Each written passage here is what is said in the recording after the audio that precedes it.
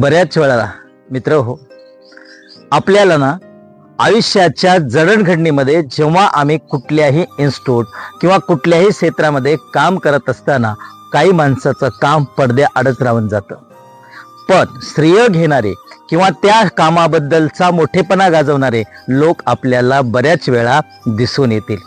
पण प्रामाणिक प्रयत्न करणारे माणसं जर प्रत्येक कुठल्याही इन्स्टिट्यूटमध्ये किंवा कुठल्याही संस्थेमध्ये जर मागे पडत असतील, त्यांच्याही कामाचा गौरव होणं महत्त्वाचं असतं.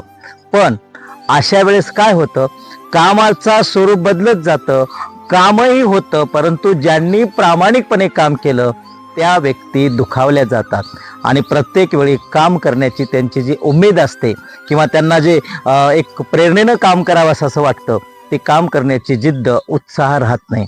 प्रत्येकाला एक अपेक्षा असते की प्रत्येक कामाचं मोल व्हावं, मोबदला मिळावं ही अपेक्षा नसते, पण त्या कामाचं मूल्यांकन झालं पाहिजे ही गोष्ट प्रत्येकाला लागू होत असते.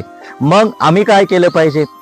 प्रामाणिक काम करणाऱ्या व्यक्तीच्या व्यक्तिविशेषाकडे आम्हाला आमचं आणि त्या व्यक्तीच्या विशेष कामाचं मोल करणंही तेवढंच गरजेचं आहे.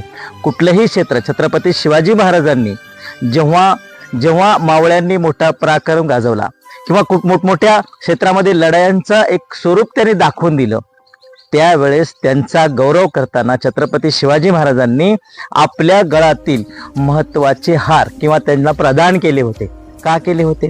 त्याचं कारण असं होतं की स्वतः वापरणारी मी वस्तू मी माझ्या मावळ्यांना देतो, म्हणजे त्यांचा उत्साह वाढतो, प्रेरणा वाढते आणि आयुष्यभर त्या मावळ्यांनी छत्रपती शिवाजी महाराजांसाठी काम केलं.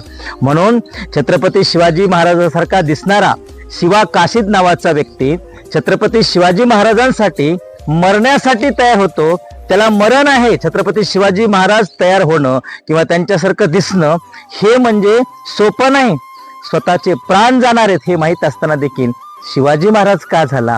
तर ते मावळ्यावरचं प्रेम. म्हणून प्रत्येक मावळ्याचं जसं एका कामाचं मूल्यमापन छत्रपती शिवाजी महाराजांनी आयुष्यात केलं, तसं प्रत्येक क्षेत्रामध्ये कुठलंही क्षेत्र असो, प्रत्येक व्यक्तीच्या कामाचं मूल्यमापन व्हावं, त्याच्या कार्याची दखल घ्यावं, तर ते व्यक्ती त्या क्षेत्रामध्ये अतिशय चांगल्या प्रकारे काम करतील आणि ते क्षेत्र व्यापक आणि विकसित होईल, यामध्ये दुमत नाही.